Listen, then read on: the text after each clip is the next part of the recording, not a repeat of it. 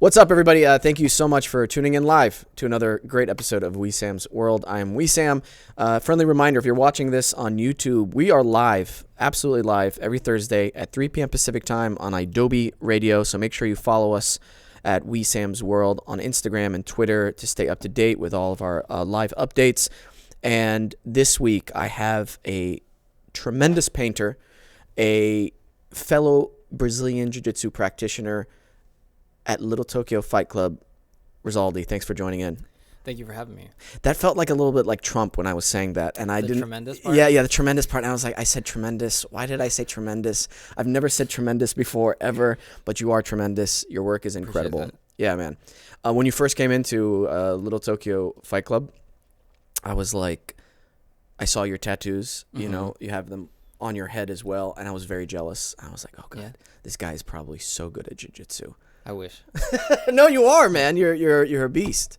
I mean, I've been at it for a long time. Yeah. I've been on and off the mats for a while. I don't know. I just never really felt good at it. Like there's always more to learn. Yeah. I feel like a lot of black belts still say that too. Yeah, I think that's the trick, right? Mm-hmm. Do you feel that way with your art as well? You're still learning? I feel a bunch of different things with art. I don't know, when it comes to like representation, like accuracy, like can I make this look more of how I had intended it to look? Mm-hmm. Then yes. But I feel like the goal is like the other way, like the opposite direction, to not care about that. Then what do you care about? Idea and communication. And I think that's why the representation part is important, the accuracy. Like right now I'm doing, they would refer to as like Baroque style paintings. It's like very dramatic lighting and, I guess easily understood. But I started as an abstract painter, and I'm trying to sort of meld those, processes together. Yeah. How's that working out? It's difficult. Yeah, it's difficult. There's a lot of freedom with little to no boundaries. Like abstract art, there's no rules. And I mean, if you think about it, there aren't any rules in any types of art. They're just guidelines. And it's hard to remember that when I'm trying to learn how to like draw and paint figures. Yeah. There's so many people that have done it that way. So I mean, it's the smart thing to do to listen at first. But I think down the road, I will be able to put that stuff in the trash. Put it behind me, I guess. Yeah. Are you familiar with Miyamoto Musashi? He paints the kids with the giant heads. No, but now I'm curious who this person is. This Miyamoto Musashi is a samurai. Oh, right. Like 60 life and death duels. He wrote the Book of Five Rings. Yes, that's right. Yeah. But the reason I bring that up is in the last chapter, the Book of Air in the Book of Five Rings, he talks about how you should be everywhere and nowhere at once. And you shouldn't just follow one strict style or technique. You should be open to everything in a fight, because that way you can prepare yourself for anything. Right. And I feel like that's kind of like parallels with art to a certain degree, especially when you're trying to develop an idea or concept. And for me as an actor, technique is important, but at the same time, the purpose is getting the most truthful performance. So how do you get there? Right. Is almost sometimes irrelevant rather than just getting there. Right. Does it make sense? Yeah. That's super interesting. Yeah, I highly recommend that book. It's applicable to everything in life. Yeah, I actually have it. Oh, okay. Yeah. Okay, great. It's like the war strategy book, right? Yeah. The Five Rings. Yeah. Never read it. I think I attempted to read it, and it was like difficult for me to like I guess, retain the information. There's like all the names and the stories sounded so similar. Like you just named the author, and I'm just like, oh, this other Japanese guy. Yeah. The oh my gosh, you just mentioned it. The artist with the big heads. Do you remember the name of this person? This got my curiosity. Okay. I don't. I'll send it to you though. I know. Actually, one of my friend's kids actually looks like his paintings. It's very strange. Oh. The eyes are very exaggerated, where like the eye sockets are pulled all the way to the outside, and everything's very flat. Heads are very large, and the bodies are very, very tiny. Very famous painter. Yeah. I think they're still alive. Okay. Yeah. Well, I want to get to know you a little bit more because I'm very curious because I saw your paintings, the one that you did recently for the Gorilla, oh my gosh, BJJ place. Yeah. And it was absolutely incredible. Oh, thank you. It was first of all huge. How big is it? It was 24 feet long, and it was only 4 feet tall. Oh my gosh, Mr. Peyton or Alex, whenever you guys get a chance, would you mind pulling it up? It's on Rizaldy's Instagram, and it was this beautiful, almost evolution of grappling and jiu-jitsu, and it felt like a time machine to a certain, you're going back in time with time, and it had that Baroque style a little bit to it as well. Am I correct by saying that? Okay. Yeah. I don't want to assume something and then it be incorrect with what you were trying to do, or maybe that's part of the. Yeah, it was part of the commission. Yeah. Yeah. It that was one right there on the left. We'll sign in later.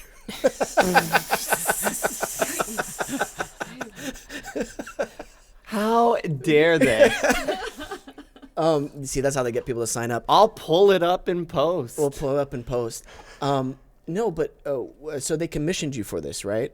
Yeah. So I was working for my brother-in-law at the Gorilla Jiu Jitsu Pleasanton gym, and they had this beautiful separation wall between the mats and their bathrooms, and he wanted me to do a mural on it, but he actually wasn't sure how long he would stay in that location.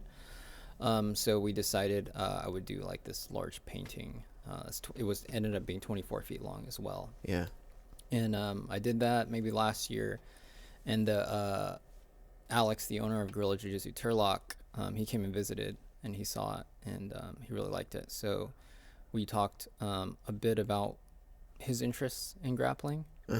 And we came up with I don't really have a title for it for the most recent one, but a lot of it had to do with sort of pre-existing histories in martial arts, so particularly wrestling and jiu-jitsu, and a lot of judo as well. I mean, those are the three pillars of Gorilla: wrestling, judo, and Brazilian jiu-jitsu.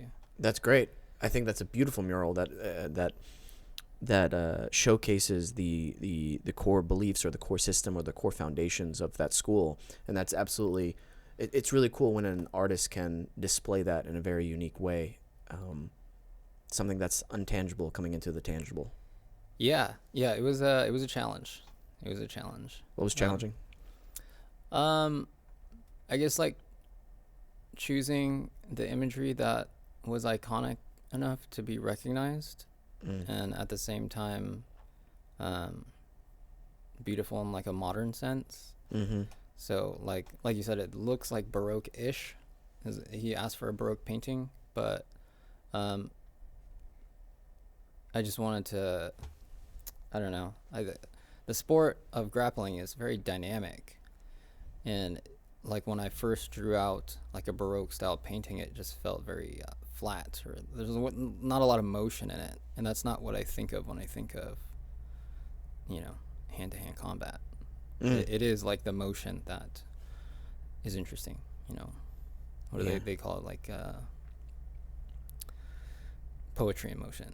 Yeah, and I can only imagine the challenge of making something or feel or look like it's moving when it's not. Right.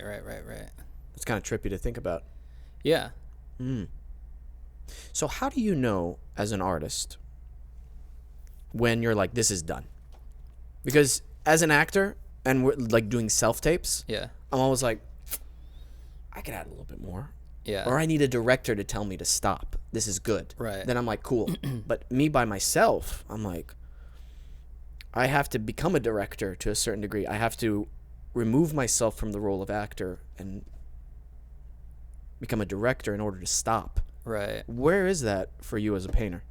Well, when it comes to commissioned works, it's a lot simpler because we have a agreed upon deadline. And so I sort of paint until that date comes up. Oh. Yeah, I will work on it until I can't work on it anymore. And for my own work, it's a little, I guess, more complex. Sometimes it's a conversation with my partner. Sometimes it's boredom. It's definitely a process of letting go, and I'm not very good at that. Why not? I don't know. I don't know. There's some things that still trip me out. Like I used to despise like sunsets, movie credits, like the ending movie credits. I didn't want to look like out the back of a window of a car, like driving away from something. Whoa. I don't know. It's like all sad. It's sad shit. Or can I say that? Yeah, you can curse. Yeah, we can say whatever we want here. Yeah, it's like very somber, I guess, or like sad situations to me. It seems sad. Not sure why. But I guess like the idea of something ending, like just being over. Does that come from something personal? Yeah, likely. Yeah. Yeah. I'm not sure. Yeah, I'm not yeah. sure what. It could be sort of like amalgamation or accumulation of things. I don't know if it's one specific thing. I feel that for certain TV shows that I watch on reruns. Yeah. I will only like to watch the first 3/4 of the entire show. Yeah. Like if it has 12 seasons, I'll only go up to 10 or 9 Right. seasons because I don't want to. Because you don't want to be over. Yeah. Yeah. Yeah. I have an issue with the temporal nature of this world. Like I feel myself as I'm getting older, there are certain things that I hate that I'm clinging on to so much. Like what? My identity, like Wesam, Quiche, in this lifetime. Yeah. There's a part of that. Loved ones. I know that they are going to pass away. Right. And I'm so attached to them. Yeah. And knowing that at a certain point, everything that I've worked and built up, certain things especially, like actually almost everything, is when I die, I can't take any of that physical things with me. And I hate the fact that I am aware of that and that I'm still attached to those physical things. Yeah. Interesting. So I don't know if that correlates with you at all. That attachment with the somberness. Yeah, definitely the like I can relate to the identity part. Material objects I've never really had attachment to. Like I throw a lot of things away. Like I used to do photography I don't know, before I was painting for like a decade. And every couple of years I would just trash my drives. I just like didn't want to be known for that, I guess, for the work. And yeah, I guess like my identity like through my art is like extremely important. And maybe that's how I deal with the idea of mortality, is that, well, if I'm happy with my work and that can live on and I can physically die, but maybe I will still be around in some sense. You said you trashed like your photographs on the hard drive? Or Yeah, well, I mean, I keep the drive. I just like delete everything. Oh, that's interesting. So you delete everything on the drive? Mm-hmm. Oh, and so all the photos that you've had on there, it's just gone? Yeah. I mean, Whoa. some of them still like float around the internet. Yeah. But yeah, for the most part, I don't have. That's incredible to me. copies. If I was like a photographer, I would want some of that, or I don't know, all of it there, just to see the progression. Yeah. You know what I mean? Yeah. That's really interesting. I'm not like judging either way. It's just Yeah, no, fascinating yeah. to me because it's so different, and I'm trying to like, oh, that's so intriguing. I wish I was like that. I wish I was like that in certain things.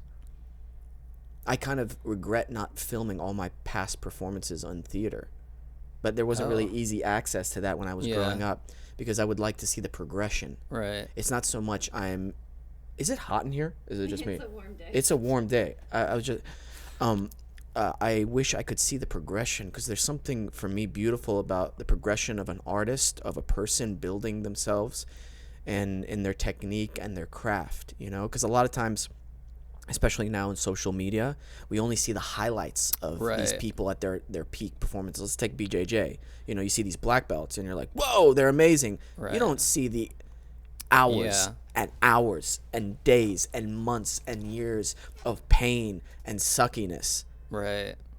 And so yeah, there's something about that I would. Interesting. I wonder if I like fall victim to that highlight thing. Maybe that's why I get rid of like all my stuff that I'm not exactly happy with anymore. Like maybe that's like a perfectionist quality, where it's like not good enough, so I don't let it be seen. Yeah, you said you fall victim to the highlight thing. What do you Like mean? what like what you're talking about with like on Instagram, we only post what we're okay with people seeing. Mm-hmm. It's like the best parts of our life. Yeah. And maybe that's how I deal with my work. Yeah. If it's not good enough for me anymore, then I just What gets you fired up with your paintings or starting a painting? Is there anything that gets you really excited or emotionally motivated to start? Money. Okay. Yeah, it's like it's strange.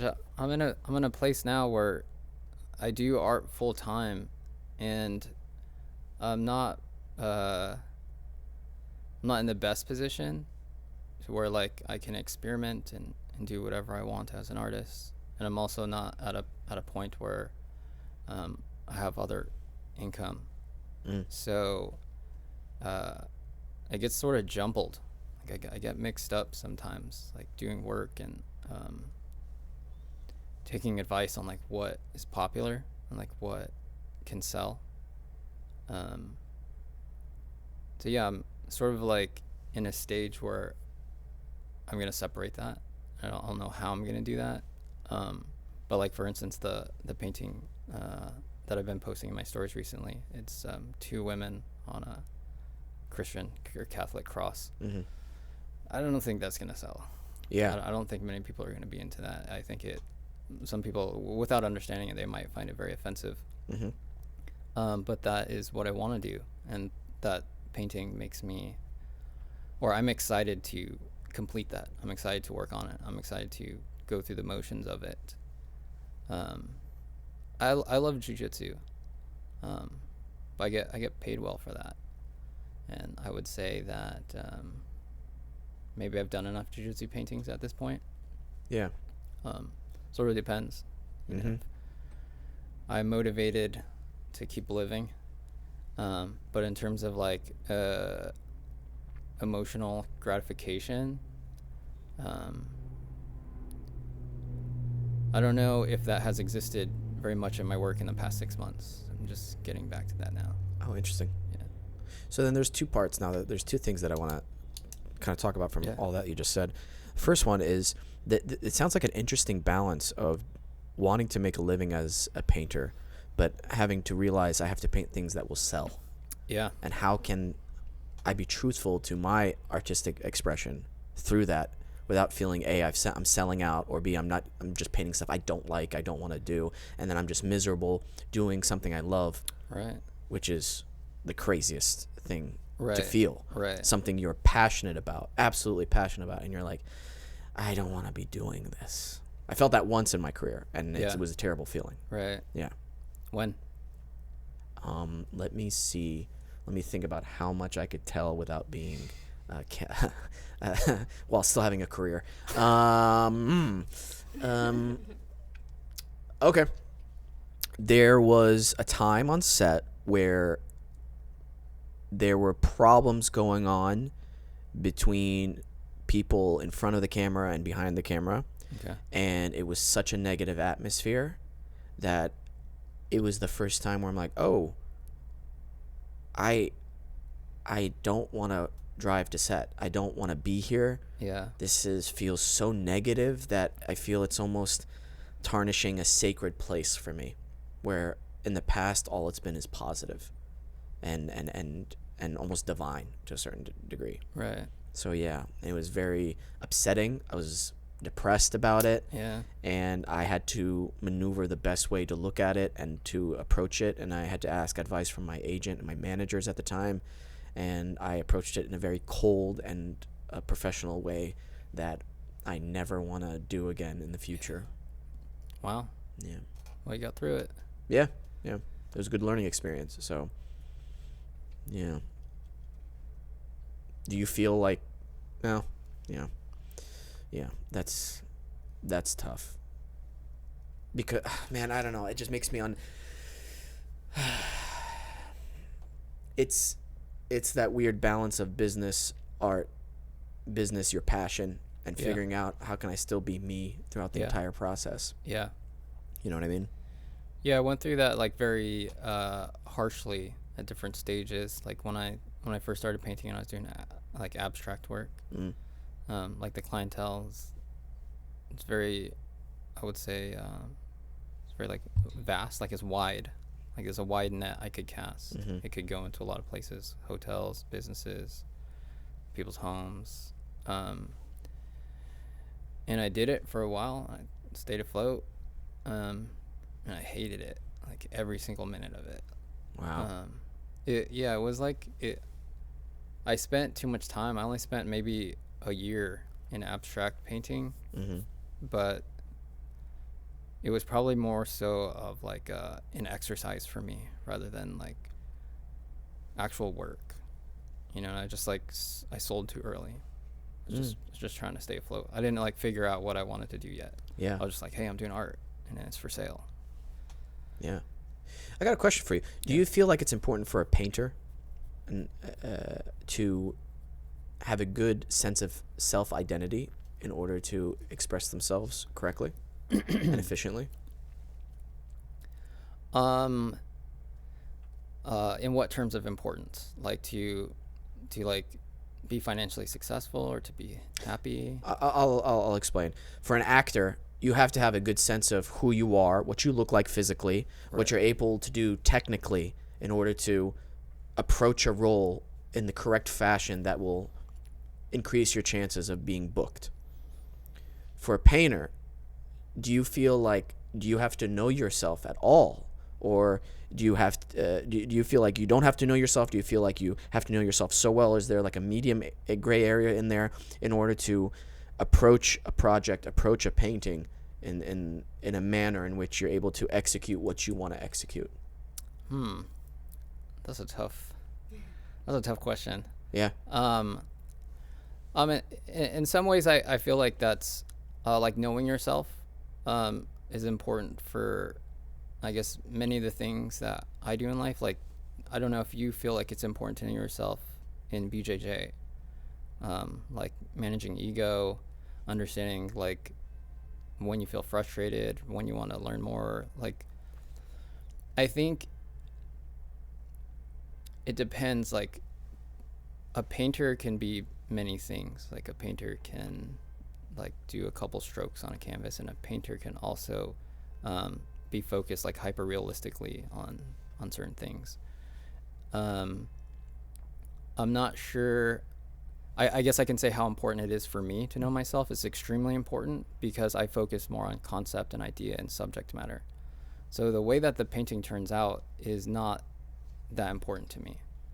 Now, if I were like a hired gun, like if someone wants me to paint portraits, it's not going to be important at all because I'm not doing anything about myself. It's, someone's like, hey, here are pictures of my dogs. can you paint them as realistic as possible? I don't think that has much to do with me. Okay. Yeah.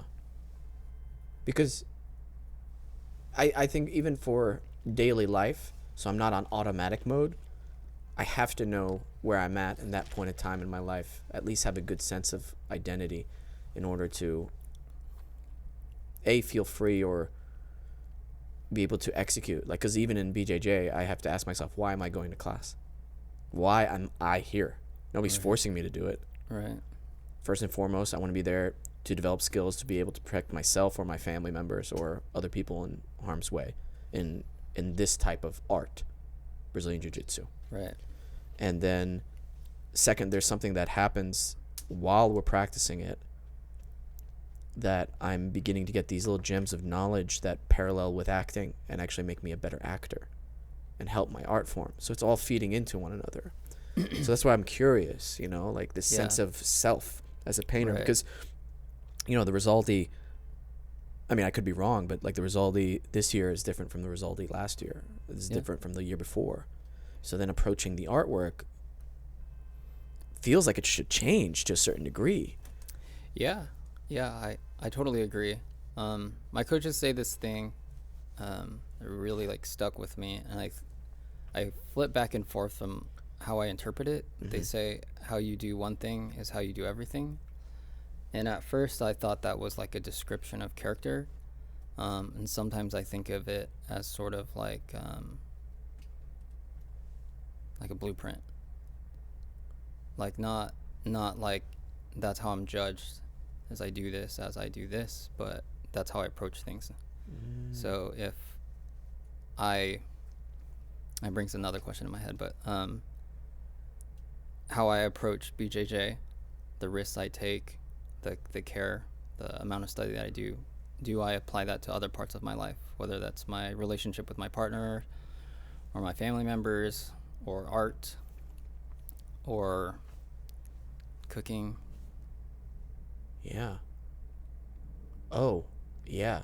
I forgot about that quote. How I approach one thing is how I approach everything. Or, yeah, I feel like that's very similar to me. I think my friends get a better eyesight into that than I do. Because if it's something I really want to do, I'll make it happen and I'll go for it like hardcore all the way. Yeah.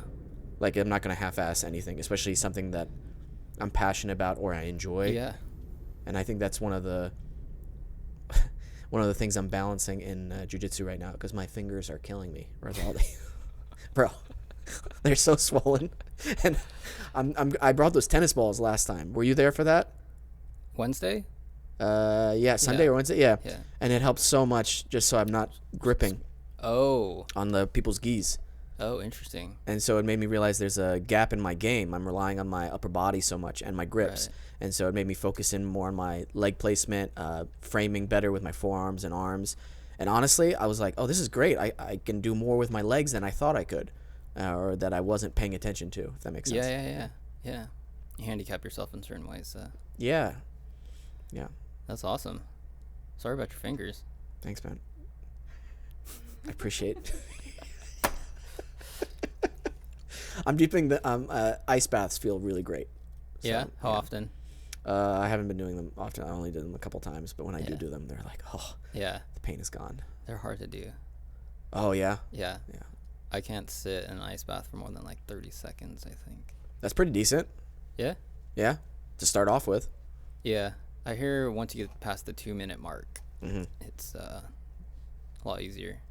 Dude, I used to go to the LA Fitness here in North Hollywood. They had an ice jacuzzi. Yeah. It stays at like 38 degrees, 40 degrees, something pretty cold.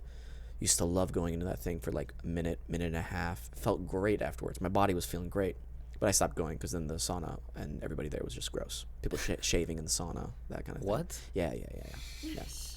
What LA Fitness is this? North Hollywood, the one on Coldwater. Fix it, LA Fitness. Fix it. Yeah, it got too much for me. And then people arguing in the sauna room about stupid things, and I'm like, I can't do this anymore. Wow. Yeah. I get annoyed with people very easily. Yeah. You know, groups of people. You know, Yeah. people who don't have good self-awareness, common courtesy things drive me crazy. Yeah. I can relate. Yeah. You spend a lot of time alone?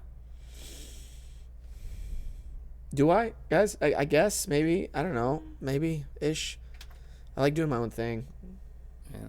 Yeah, maybe. I don't know if I would classify that as like being alone, Yeah. though.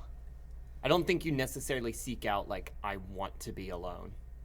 You know? Yeah. I don't know. I like a small circle, Yeah. Yeah. Okay. small tribe. Yeah. Makes Yeah. sense. Yeah. But I want my own bathroom and my own room. Yeah. You know what's up. Yeah. Yeah, I do. I like my space. I love my space. Yeah. Yeah. What about you? You seem like a loner. Yeah. Yeah. Yeah. Maybe like 1 to 2 people is enough. And anymore, I start to spend my energy coins that way. You're what? It's Energy like, coins? yeah, like how introverts and extroverts are defined. It's like you earn the coins when I earn the coins when I'm alone, so I'm introverted, and then when Yeah. I'm being social, I spend them. And then I'm just like, damn, I'm out of cash, guys. I gotta Yeah. dip, Yeah, and yeah. vice versa for extroverts. It's there. I like that. Do you feel like that in BJJ? No, definitely need the partners.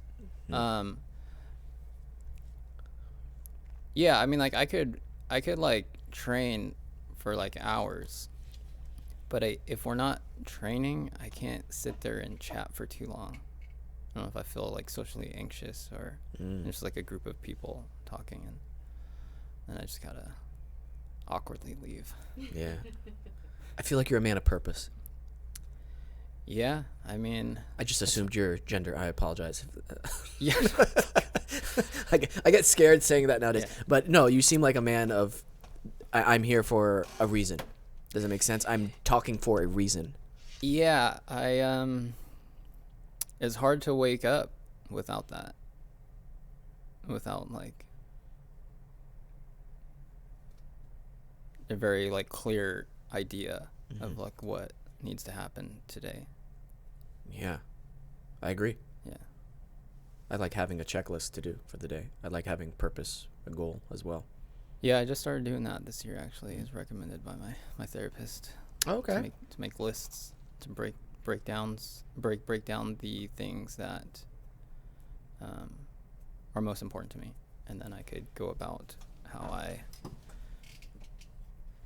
get them done in the day. How long have you been seeing a therapist? 2 years now. Has it been positive? Oh yeah, Awesome. life changing. I recommend it to everyone. Extremely necessary. That's awesome. Yeah. Go to betterhelp.com/WeSam. I think that code is still up. It might be, it might not be, but That's got to be expired. There's no way in hell that is still up. that's awesome. That's really great to hear. Yeah, I wanted to ask you actually, the last few things we had mentioned. I wondered, do you believe in obligation? Yeah.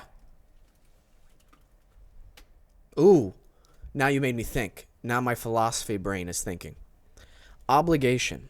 May I ask why you're asking that? Sometimes I have like a hard time grasping the idea of doing things that we don't want to do. Mm-hmm. Like it seems like a really shitty way to live, in my opinion.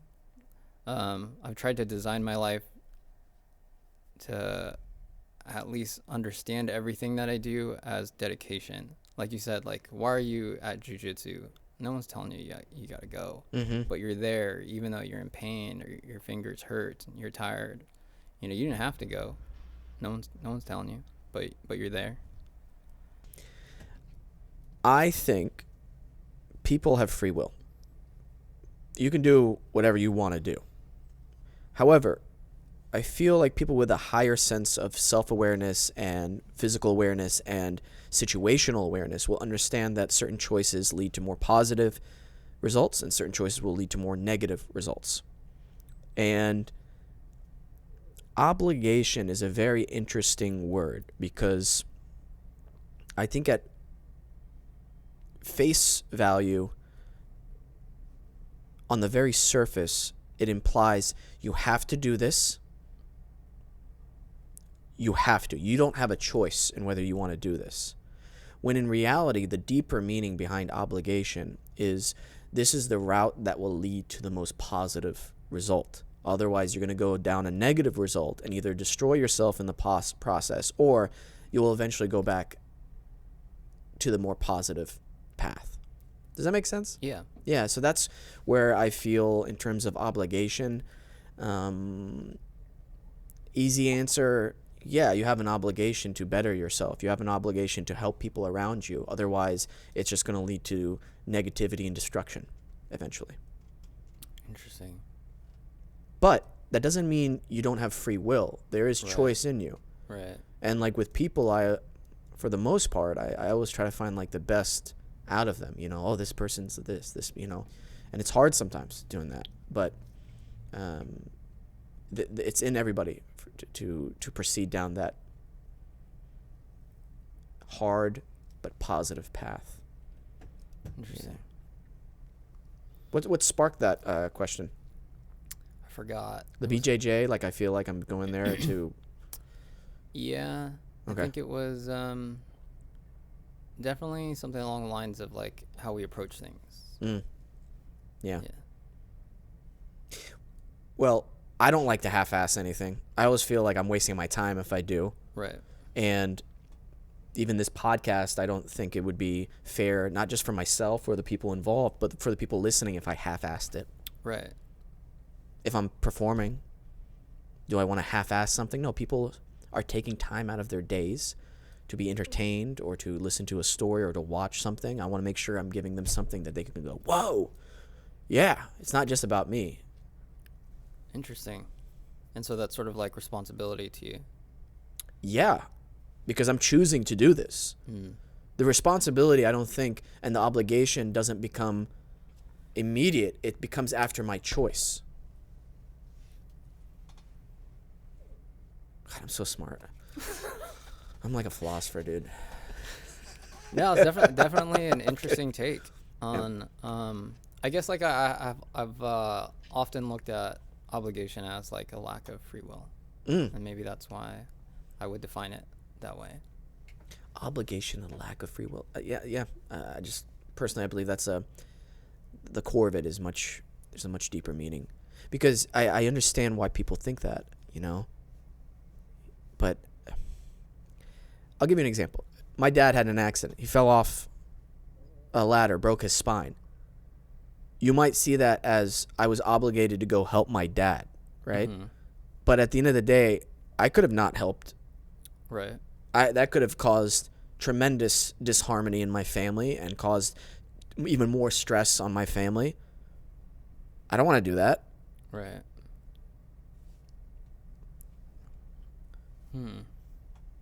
I feel like you disagree, and that's fine. That's fine. No, dude. no, Okay. I would have the same actions. Mm-hmm. I'm not sure if, like, I'm half Filipino, Okay. and like a lot of things that I would hear growing up were like, kind of like, you owe us, and not directly from like my immediate family or like my mother and father, but like close relatives where it's like, hey, we're blood, you know, like help us out, or maybe even distant relatives that are like back home.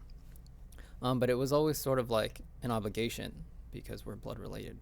You know, we share the same genes, we have the same last name, etc. And I would feel that it was sort of like a lack of understanding of like our actual situation and the perceived things that were happening. And maybe that's where I started to disagree. You know, it's like, well, if I wanted to help, I would. You know, I'm not going to help if I don't see it as the proper move. Yeah. And I'm sorry you had to deal with that. Yeah, it's family, happens. I can relate from personal experiences, and this is the analogy I use. If you have a kid and they're like, I want candy, you're obligated to make me you're supposed to make me happy. I'm your kid. I want candy. It's like, Right. well, you know, that's not going to benefit them Right. in the long run if you give them candy right now. Right. It's actually going to be super detrimental to them, so you don't give them the candy right now. And so I know that's a very simplified analogy, but that's what it feels like, you know. And you nailed it, where it's coming from different perspectives. They're coming from, it could be even a negative perspective, even like something, I don't want to say malicious, but kind of on that more negative way of living. But you have that free will to go, whoa, I'm not rewarding this behavior. You need to understand that this is not okay, and I can choose not to for multiple reasons. Also, like, you know, you're doing you at the same time, you know? So Yeah. it's an interesting balance. Yeah. Yeah, totally. Like those people who win the lottery, you know what I'm talking about? That must be the most crazy thing ever. First of all, if you win the lottery, you have to go through attorneys and through the trust. I think Alex did a lot of research on this.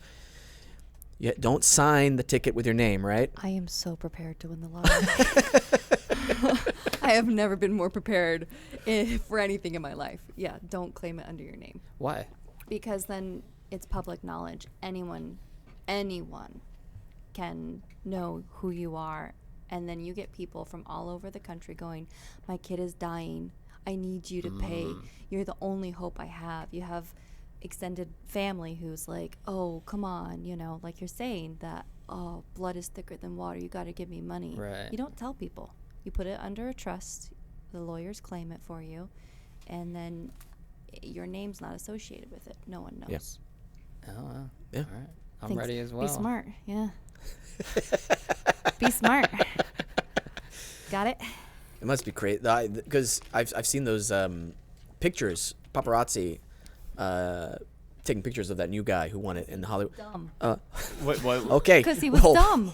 Yeah. Well, I don't want to say he's dumb. Maybe he was just, you know, he didn't know the processes of it, and that's maybe he didn't Google expect it. to win. Okay. Well, we're gonna switch topics here. Somebody's getting worked up over the lottery. No. Yeah, but they're taking pictures of him like at his new house in the hills and everything. It's like, wow, that's it. Unfortunate. Yeah. He's walking around with bodyguards now for the rest of his life. Dang. He can afford it. He can afford it. Yes. Guys. I got to share something with you. I bought a piece of art years ago. Cool. And it spoke with me, and I think you would appreciate this, so I'd like to share it with you and talk about it a little bit. This right here is a piece from the artist Juuri, Juuri, and it has significant meaning for me because of the story behind it.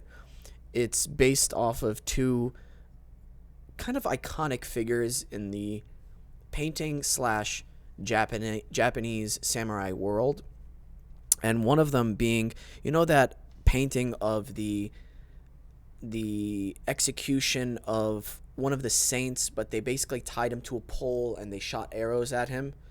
I forget which saint that is. And then also this Japanese samurai who was extremely large, tall dude, but he didn't carry a samurai. He carried that weapon where it's a pole with a giant blade on the end of it. Okay. Yeah. And so this was kind of a melding of those two iconic figures. And the story behind it, which I love so much, is this samurai was protecting his master while this army invaded his castle. So he stood on the bridge, this little walkway bridge, and was just mowing people down as his master was in the castle. I think he was preparing himself for that honorable suicide that they do. Okay. And so this samurai was just mowing people down, and then finally the army was like, we're just going to shoot a volley of arrows at him because we can't kill him hand-to-hand combat. Right. So they shoot a volley of arrows at him, and they're watching this from afar. He gets hit with a bunch of them, and he's just still standing. And they're like, what? we just got to all go out, and everybody's scared. And so they're like slowly walking up. And then finally they get so close, they realize he died standing up. So it's like this legend in the samurai world. So the poem she wrote behind this, and I wish I forgot to bring the poem with me, but it basically said, as the arrows were flying in the air, he realized, wow, what a wasted life. I'm sacrificing myself for trivial politics rather than for something really important. And as he had this illumination, this sense of enlightenment of life and purpose, right before he died, he was able to attain this good karma to proceed into his next life. So that's why you can see the gold leaf around his head, the arrows through the neck, and it just really spoke to me when I saw it, and I was like, oh my God, for some reason I wanna have this. Like the meaning behind it and everything really spoke to me. Wow, it's beautiful. The artist is who wrote the poem? Yeah, she wrote the poem as wow. well with it, and I was like, wow, yeah. She's half Japanese, half American, I believe. Okay. Yeah.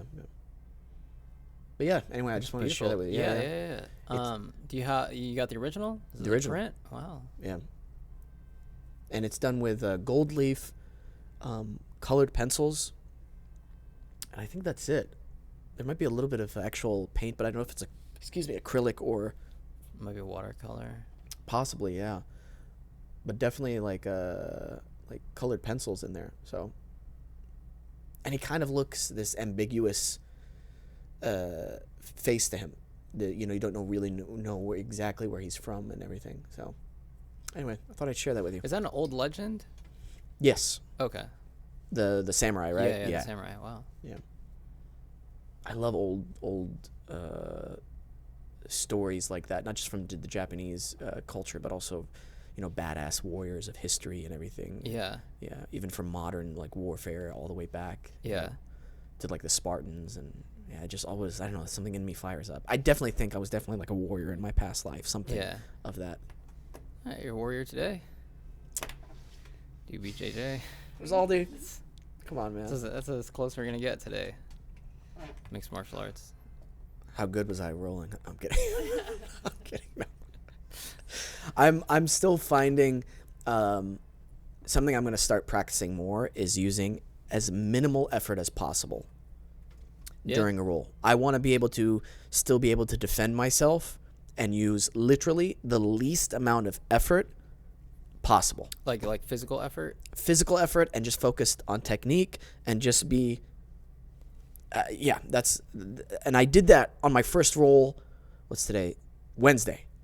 I did that on my first roll Wednesday with Han, and it worked out great.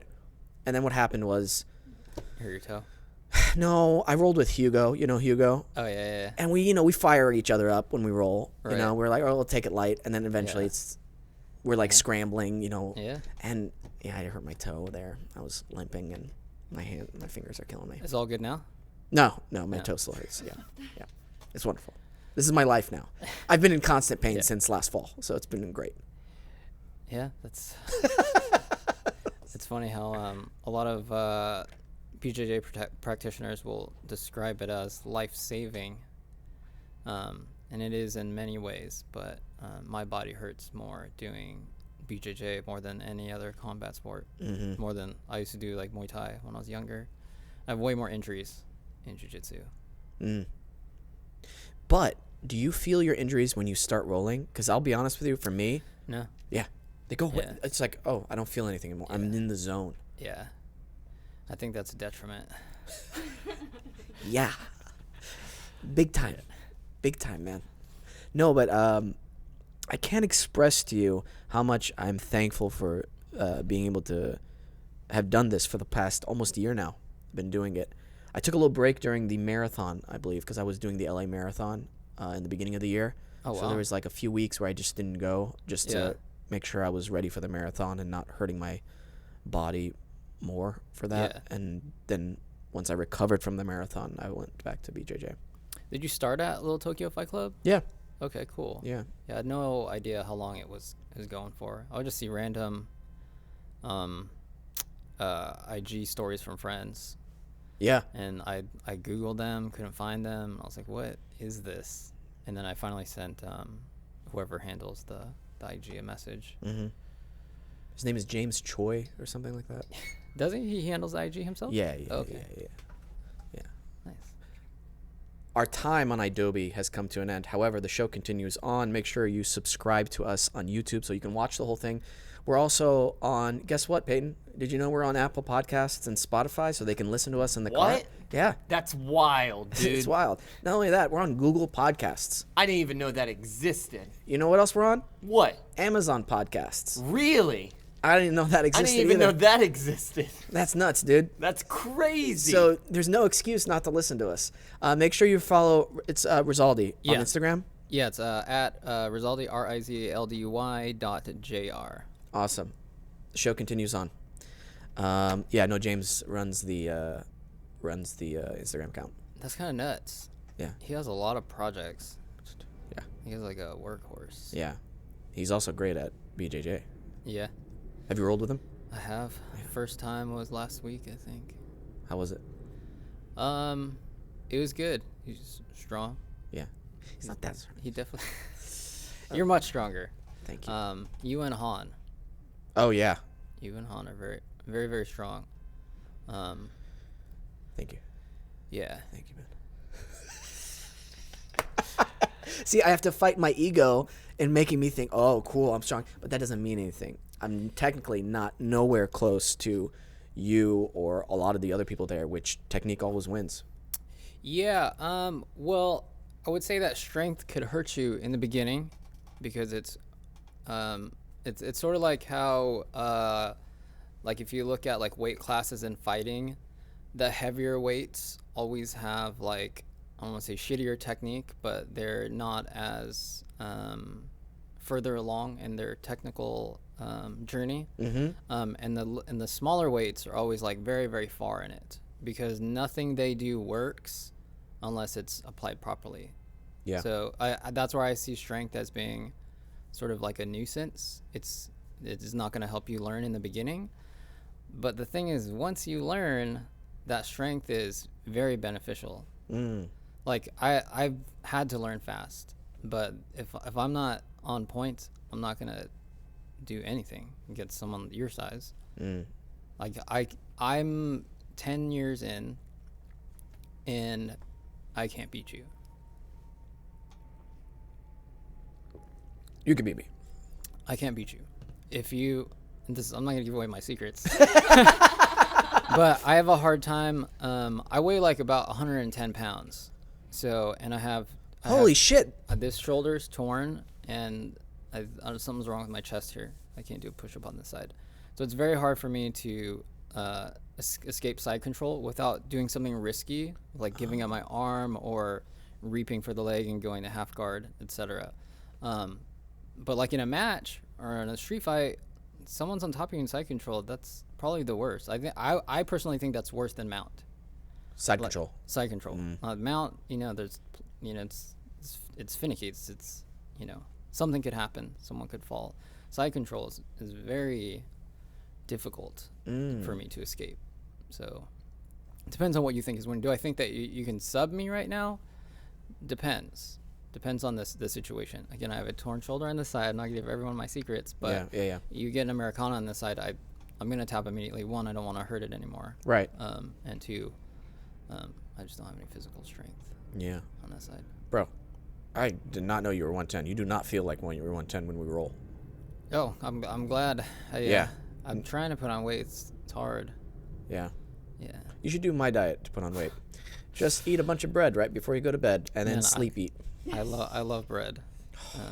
Isn't bread great? I can't eat it though. Why? Yeah, I'm actually somewhat of like a carnivore. Oh, okay. Yeah, I have a bunch of autoimmune issues that I've had since I was a kid. So. Okay. Yeah, it seems like the diet that works the best. Every now and then I'll have some grains. Mm-hmm. Like if I go out, I try not to be like, hey, I can't eat that, guys. So Yeah. I'll eat a burger. So 2 pieces of bread there. But I avoid rice. Damn. I can't eat vegetables.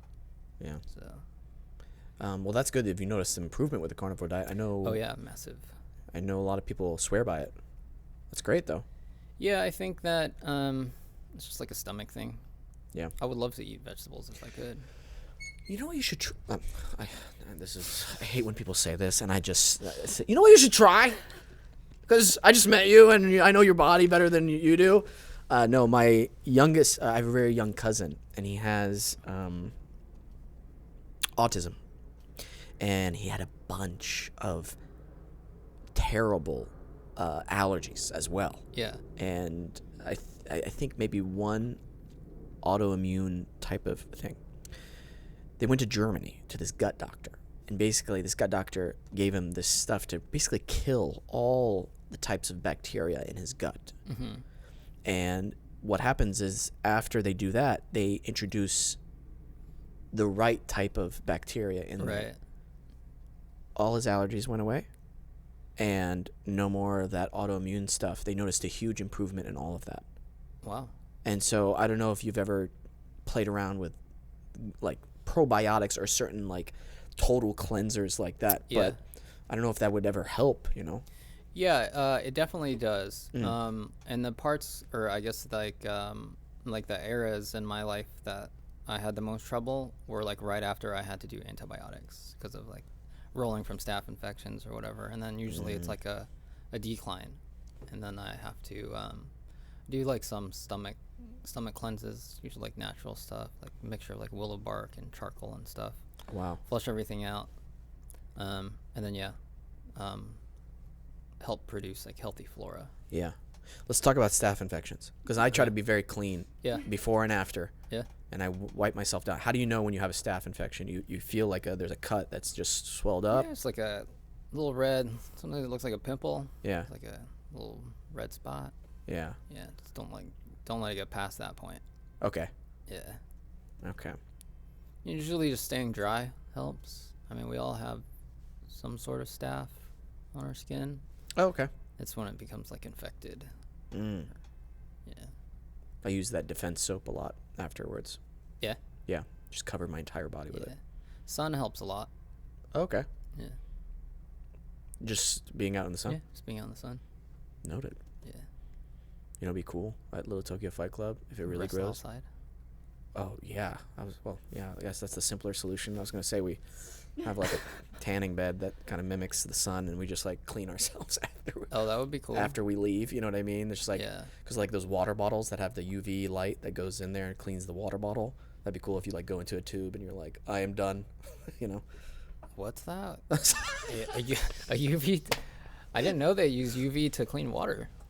Yeah, it like kills any pathogens. The UV light, ultraviolet Really? light. Yeah, like the Is that like extremely intense light? UV light. Yeah, it's like Yeah. the stuff from the sun and everything. So if I leave like a bottle of water out in the sun, it would clean it of the pathogens? For legal purposes, I gotta say no. So, in all honesty, can we look this up? Because now I feel like an idiot. Well, I just there's a water wonder- bottle. yeah, No, you're right. Yeah, I don't wonder know. how I don't know. intense the UV light is. Yeah, I don't know, man. Alright, I bought one, but I'm gonna look up the brand. But yeah, I wanted to get it for Jiu Jitsu because I'm always like taking sips out of my Yeah. water bottle. But you know how it is. You put your mouthpiece in, Yeah. out, you're touching stuff. Right. But I think that also builds up immunity to a certain degree. Yeah, you need antibodies. Yeah. To not get sick. And you need to get sick to get those Yeah. antibodies. Or just a little bit of germs, you know? Yeah. James is always trying to give me his germs, and I don't like Yeah. that. He gets really close. You know what I mean? You know what I like? You know what I'm going to do with James next time? By the way, me and James are friends. We've been friends for a long time. He's a bully on the mat with me. Yeah. He's like absolute bully. So I'm going to start trying to sweat into his eye, I think. It works. Yeah. Yeah. Oh, yeah. Yeah. I'm gonna like really try to squeeze my forehead so it just starts dripping into his eye. Watch out, James. I'm coming for you. Yeah. Sorry, I think this is their Lark. filter. Okay. Wow. That thing's pretty high tech looking. Oh, they was on the bottom. There. This is their filter. Oh, okay. Yeah, this is the filter. This is not the actual. This is just the filter. Great. Yeah, the 99 bottle. Yeah, that's it. Yep. It's $100 for this water bottle. They go on sale on Amazon frequently. So, And it just shines a light in there? yeah, it's specifically a ultraviolet light that bounces off the entire inside of the water bottle. And let's say you're out in the wilderness and you filtered it through like a few layers of cloth, right? Sure. And you're like, I got a drink. Once it looks pretty clear, like it has to look clear, you just shine the light in there for 20 seconds, 30 seconds, and it kills, like what it said, like most of the bacteria in there. Interesting. That's Yeah. crazy. Yeah. Which in a survival situation helps out tremendously. Right. Yeah. $100 ain't bad. Yeah. I mean, But I drink a lot of water. Yetis are like $60. Oh, yeah? Yeah. I get mine from Marshall's. You know, they have a bunch of them, yeah. Yeah. So how long have you been, like, how old are you, if you don't mind me asking? I will be 40 next month. Whoa! You do not look 40. Oh, my Okay. gosh. I thought you were in your 20s, dude. No. I've had like 5 different careers. Wow. No kids. Never Looking been married. good, man. Thanks, man. How old are you? 35. 35. Yeah. We're pretty close in age. Yeah. Yeah. That's great, man. So you've been out in LA most of your life, right? No, actually, I grew up in the San Francisco Bay Area, like the East Bay. Yeah. And then I moved around after college. I came here.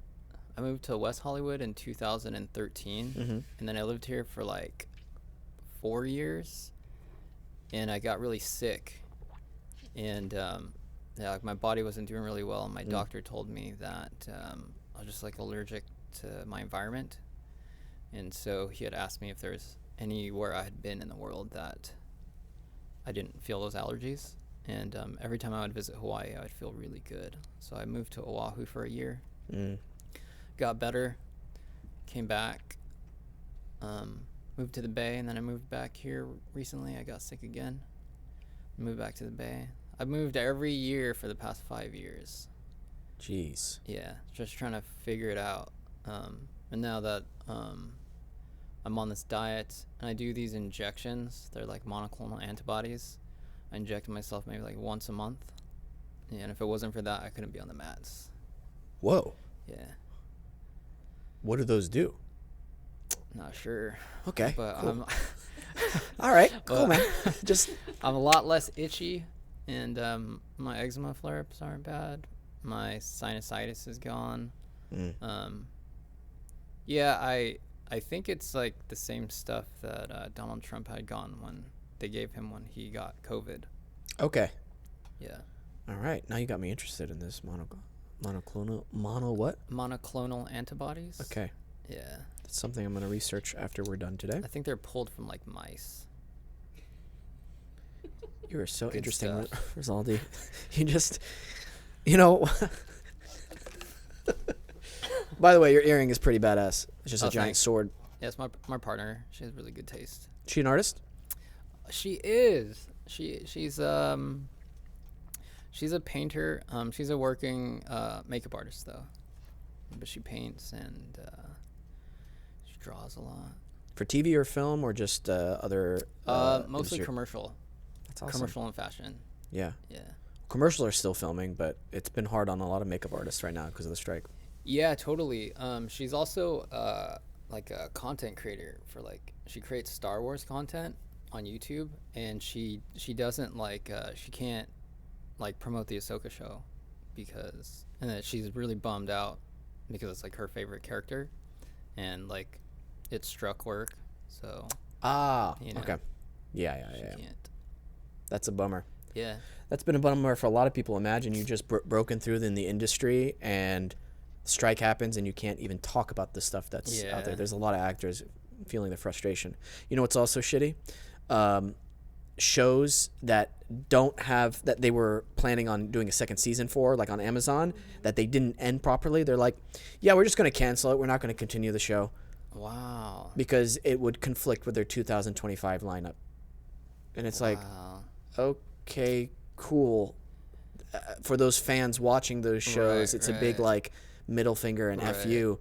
And that's so frustrating when studios or networks do that when they cancel a show in the middle of it running.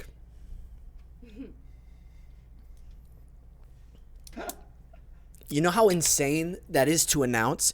You want to cancel it? That's fine. Right. Don't say that on episode 7 and you have 3 more episodes left of the show. Right. So so not even like filmed or finished? Like the last 3 episodes, are they announcing? They're finished. So they're not even gonna. No, they let's say for this particular example that I'm just randomly talking about, they've already shot the show. It's already edited, and they're on episode 7 and airing it. People are liking it, watching it, and then they cancel it, and then people are commenting, "Why would you cancel this show? Now I don't want to finish watching the last 3 episodes." Right. And I'm like, yeah, that's a really good point, fans. Yeah. Can we pull up your It's girls? You can tell when I get fired up about certain things. We're not logged into Instagram, so it won't. Oh, okay. I was gonna say we gotta check out. What's her Instagram? Your girl? Well, her Instagram is mostly like her makeup stuff. Oh, but okay. If you're interested in like her content creation, Yeah. you could YouTube Crystal Kyber. Okay. Crystal Kyber. Cool. Yeah. We'll give her a little shout out. Check it Cool. out. Yeah. Right on. Would love to check She it would out. Appreciate that. Yeah. I'm trying to think. I think we've hit on a lot of things, Rizaldy. This has gone by way too quick. I feel like there's more I want to talk to you about. You seem very easy to talk to. This has been your first podcast too, right? Yeah.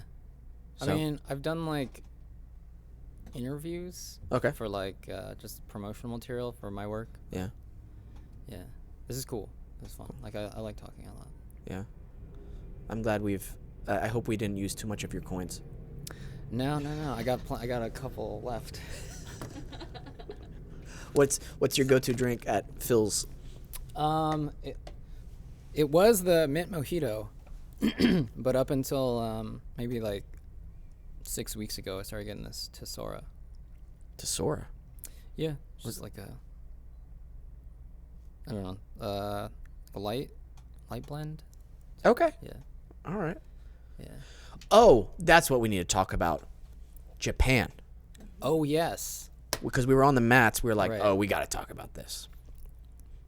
Tell me about it. I'm interested. First trip I went, me, 2 of my best friends, we decided to go, not just because we love Japan, but we wanted to learn from master craftsmen and why they were good at what they did and apply those principles to acting and see how that would benefit us. And surprisingly enough, we went to a lot of coffee shops and a lot of coffee brewers. And we got to watch them as they brewed the coffee, as they talked about the bean, as they talked about the different roasts and everything. And one of the biggest things that we took away from those experiences was the attention to detail these master craftsmen have with what they love to do. The attention to detail is so extreme at some points that you're like, how is this even benefiting the process? Right. But you'll realize the more attention to detail, the more efficient you realize everything has become for these people. And it was just quite magical at times, honestly, watching these people like even brew a cup of coffee and then talk about it. One of the best coffee shops, highly recommend, Cafe Mamea in Tokyo. I think they have 2 locations now. Okay. Bro, it felt as if we were walking into another dimension. It's this gray slab when you walk inside, and these 3 gentlemen in white lab coats, talking with people or brewing cups of coffee or getting a bag of coffee, and they look like the coffee sprites. They look like coffee spirit guides. I don't know how else to explain that, because when you went up to them, they'd be like, hello, I'm assuming you're English, but what language would you like us to speak? And they knew a bunch of different languages. And you're just like, oh, English is fine, thank you. And they're like, is this your first time here? And they took maybe 15 to 20 minutes with each customer, making sure you had the most unique and special experience with your cup of coffee, drinking it, choosing it, talking about it. And the line was out the door, and people were willing to wait. Wow. Yeah. Highly recommend it. Cafe Mamea. That's so interesting that you described like their attention to detail as like improving the efficiency. Mm-hmm. How? Because I think the assumption is you're spending too much time on things that are unnecessary. Yeah. Yeah, but the attention to detail doesn't necessarily mean a lot of time wasted. I think it's Right. just it's a sophomoric. Oh my gosh, what's the word? Sophomoric assumption. How do you define sophomoric? Not like a novice at something. Not like what is it? Beginner or novice? Is beginner and novice the same thing? I think novice might be before beginner. Novice might be before beginner. Okay. Maybe. I think of sophomoric as like your second year in high school. Okay. You know. Oh, okay, gotcha. That's Got what it. I mean by that. Got it. So you're not total beginner, but then you start having an idea, you start having a sense of what something Right. is, but it's still not really in depth. You've started to dip your feet in. That's about it. Right. Huh. Because I'll get. Oh, sorry. Go ahead. I was gonna say that makes me think of something that one of my teammates and coaches said to me about Jiu Jitsu, and they said, I guess like when I would learn something, I would like attack it right away, like I would just go straight to that, and I try to do it as slick or cleanly as possible and as fast as possible. And they told me, and not just in practice, but like in performance or like while you're fighting, like slow is smooth and smooth is fast. And so the idea that slow is actually fast. So once you are okay with doing it slow, you will perform the way that you want. It's so interesting to me. That's what that coffee sounds like, or when you describe the efficiency part. Yeah. You know, like don't skip any of the detail, and you'll get to the end result quicker or more efficiently. Yeah. It's that. Also, maybe attention to the right details. Mm-hmm. If we want to be super specific on what we're talking about, because I know, like all three of us are actors here, dude. You can, what's it called? Like, I'm gonna add this little bit here, this little bit here, this little bit here, oh, this here, and this, and then it becomes, wait a minute, what are you doing? You've added so many things that it's lost its organicness. It feels too technical, and it feels like all over the place. It's not specific. It's too muddy now since there's too many details. Right. But if you just do it here at the anchor points, sometimes that just looks so much better on camera. You know, again, I can't speak for painting, but I can only imagine like there might be some similarities to that. Yeah. Sorry, I got really caught up on the acting part. All three of you guys are actors. That's awesome. Yeah. I'm a horrible actor. Yeah? Yeah, I tried. Uh-oh. It's What happened? laugh. Not. I mean, like I laugh at myself, but I submitted this short film to like HBO Visionaries. They had this like Asian American program. Yeah.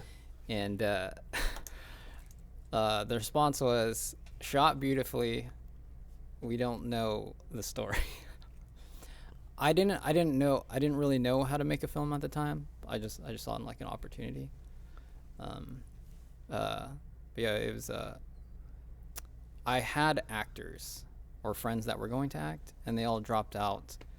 You know, like a week before we shot, and so I was like, dude, I'll move aside. I'll do it.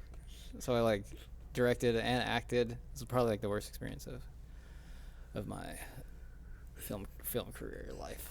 Yeah.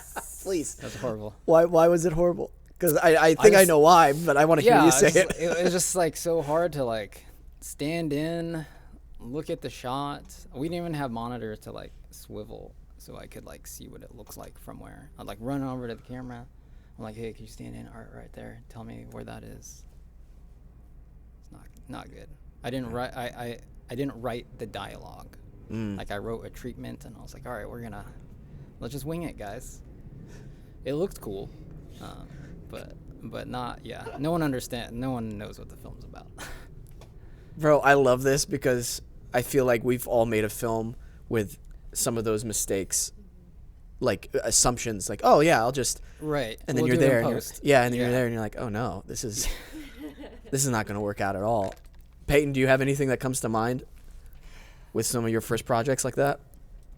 Yeah, just content creation wise. Just I sound like a lunatic because I don't write anything down, and I just had the same mentality of just I'm gonna wing it, and so I'm just repeating myself over and over again in a microphone, just making no sense. Yeah, feels like me whenever we do the ad reads. I'm terrible at ad reads, by the way. Yeah. I have to practice a lot at it. Yeah. I want to bring this up. I just shot something with Peyton. First of all, I like working with Peyton because he's a really good director and he's very specific on what he wants. So we just shot something for his YouTube channel announcing these new characters in this video game called Dead by Daylight. Are you familiar with it?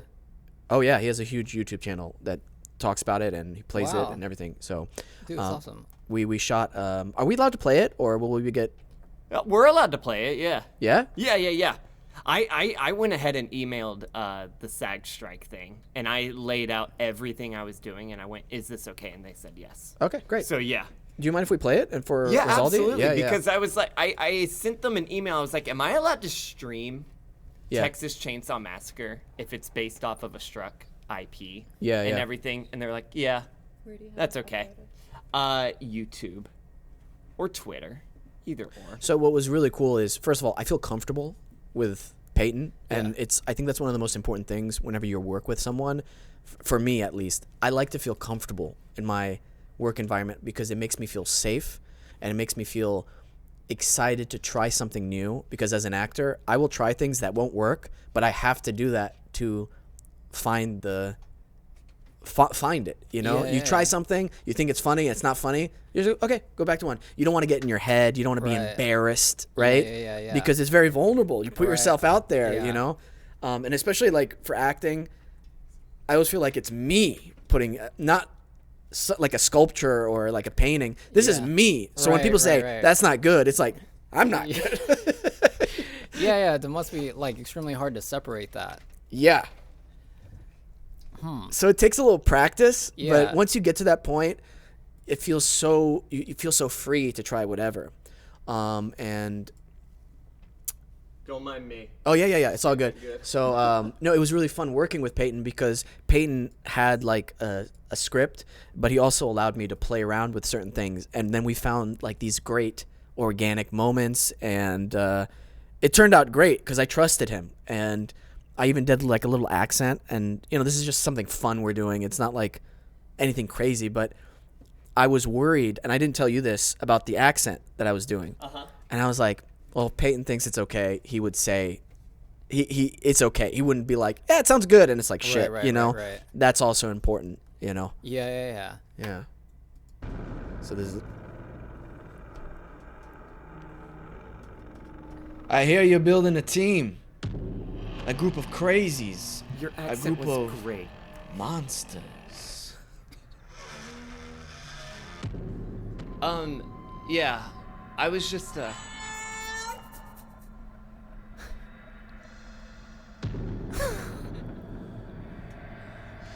I was just wondering Hey. Don't interrupt me. Sorry. Let me tell you something. One session with my boys and these, survivors will be running home crying to their mommies. That sounds great. Don't fucking interrupt me! I'm sorry, I thought you were done. Leatherface, the muscle. His chainsaw will mess you up if you're caught on the end of it. You know what I'm saying?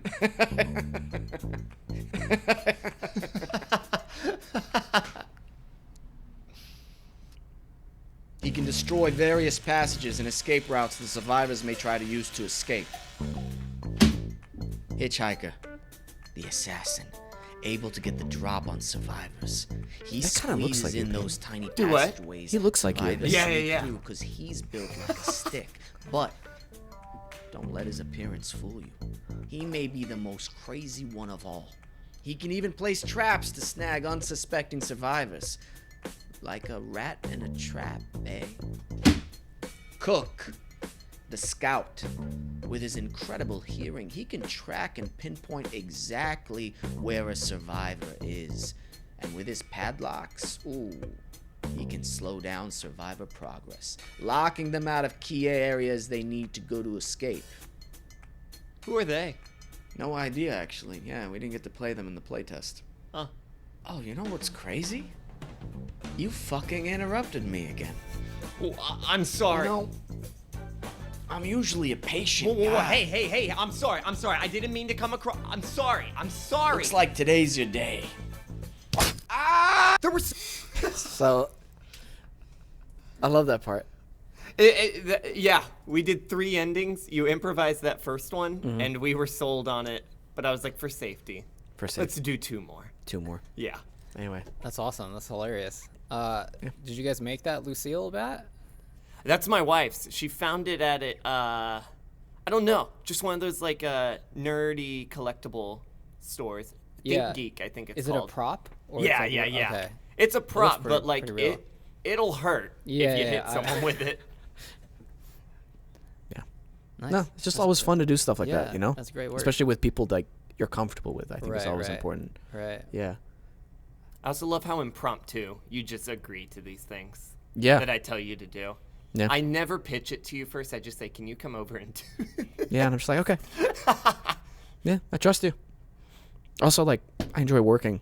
I love doing stuff like this. Like, it fulfills me tremendously. That's how you know you love something, I feel like. Absolutely.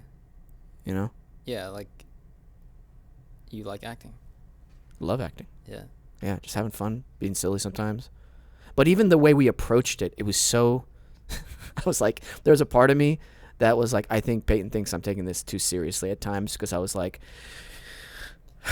how am I going to slam the paper on the table? But I get it, though.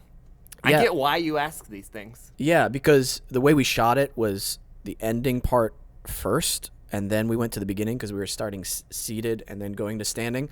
But I was like, wait a minute. I have a cigar in my hand.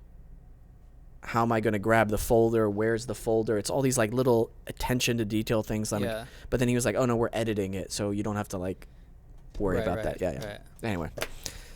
Yeah. That's super cool. Yeah. I got to watch your episodes of Law and Order. Okay. Yeah. It was good. Recent season?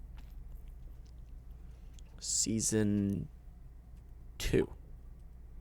10 episodes on season 2. I think it's season 2. What's the specific title? If you go to my IMDb, you can find it. Yeah. Okay. That's the best way. Yeah, it's Law and Order Organized Crime is Organized the show. Crime. Yeah, Okay. that's the show. Yeah. But season 2.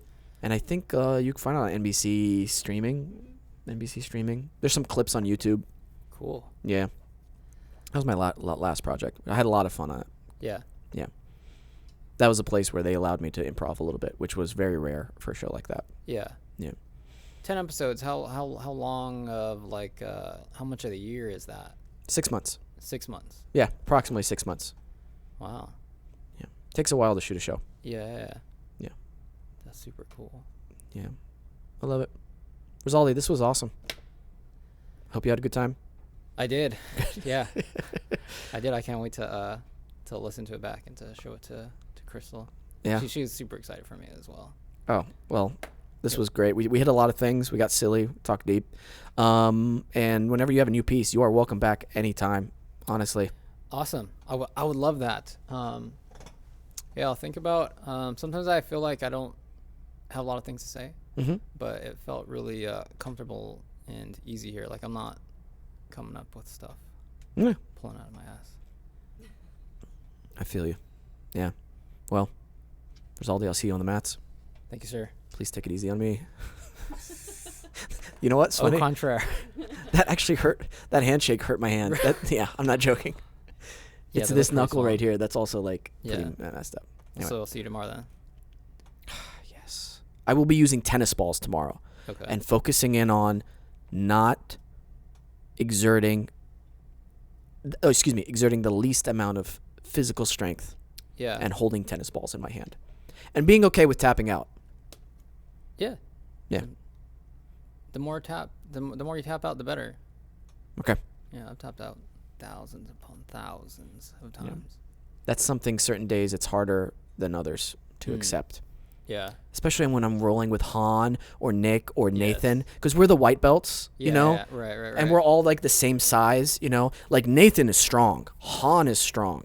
Nico is strong. So I always feel like, oh, shit, I got to bring it. You know what I mean? Like, I don't know. It's like a guy, it's a guy thing or like I don't know. I don't know how to explain it. That's good. I mean, you need that. Yeah. You're going to get better fast. Okay. Now I really feel like rolling. This is how much I'm obsessed with it now. I've been dreaming about it. Anyway, Peyton's heard this every single week for the past year now, and I apologize, but this is part of who I am, Peyton, so don't judge me. What? No. Oh, just BJJ? Yeah, BJJ. Have I not been here? That's right. Alex is here too. This is a common occurrence. This is the lottery chick right here. Rizaldy, absolute pleasure. You're an extremely talented artist, and if people want to check out your stuff, you have a website as well to buy prints. www.rizaldy.com, Rizaldy. Awesome. And you're at Rizaldy Instagram, right? Yeah, Rizaldy.junior. Rizaldy.junior. Thank you so much. I'll see you on the mats. Play us out, Peyton. Thank you so much for watching the show. Seriously, we really appreciate every single one of you. There's been so much positive feedback, and if you are a subscriber on YouTube, if you are watching, you've made it this far, thank you so much, really, from the bottom of my heart. It means a lot, and I'm glad you guys are getting the best out of these shows and laughing and bettering your lives. Make sure you comment below, hit the subscribe button, follow us on Instagram at Wesam's Quiche.